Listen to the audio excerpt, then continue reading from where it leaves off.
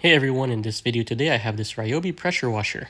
Unfortunately, when I plug this into the outlet and hit reset and test, it won't click, although the green light remains on. So when I turn on my pressure washer, it doesn't make any noise.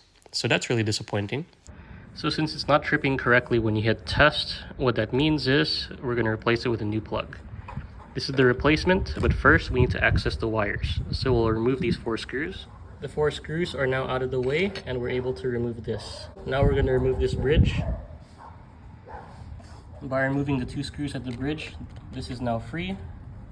Lastly, we're going to remove the black and the white. If you look closely at this screw, you see that it says L next to white. It says N next to black. If you look over here, there's some print that will tell you specifically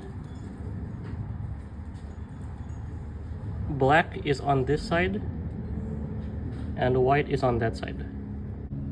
I loosened those 2 screws and both of these came out just like that, exposing the wires. I loosened the 2 screws up here as well, so we have a little gap.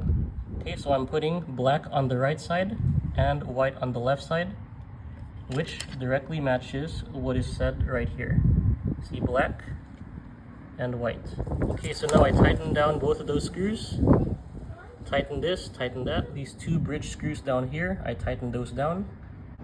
Even the screws are not on this side, they are on this side, so just make sure to use the supplied screws and then screw all these back in place. With all these screws in place, we are ready to go and test it. I press reset once more, this red light comes on. Got a green light down here.